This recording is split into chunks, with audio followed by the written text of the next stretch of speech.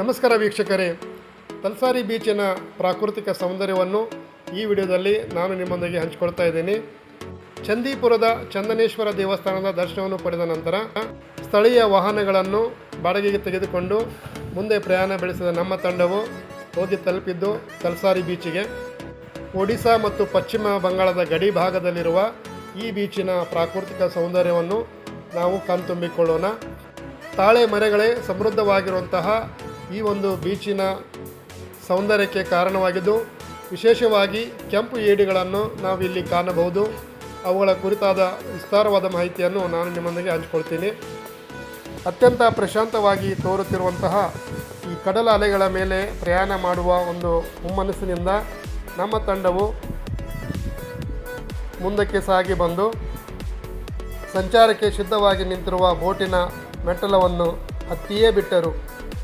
ಪ್ರಕೃತಿಯ ಸೌಂದರ್ಯವನ್ನು ಸವಿಯುವ ಕೆಂಪು ಏಡಿಗಳನ್ನು ನೋಡುವ ತವಕದಲ್ಲಿದ್ದ ನಮ್ಮ ತಂಡವು ಕಡಲ ಅಲೆಗಳ ಮೇಲಿನ ಸಂಚಾರವನ್ನು ಮಾಡುವಲ್ಲಿ ಅತ್ಯಂತ ಉತ್ಸುಕರಾಗಿ ಮುಂದೆ ಸಾಗುತ್ತಿದ್ದರು.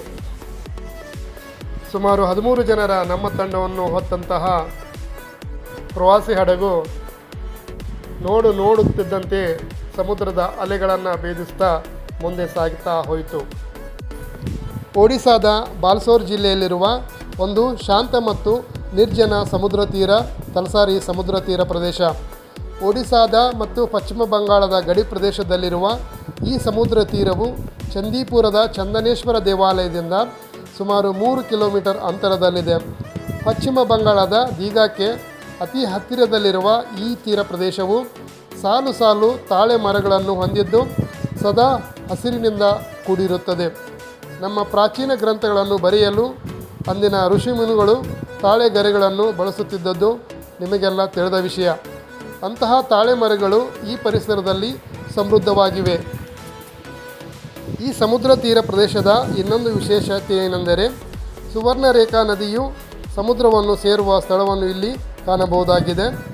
ಒಡಿಯಾ ಭಾಷೆಯಲ್ಲಿ ತಲಸಾರಿ ಎಂದರೆ ತಾಳೆ ಮರಗಳ ಸಾಲು ಎಂದರ್ಥ.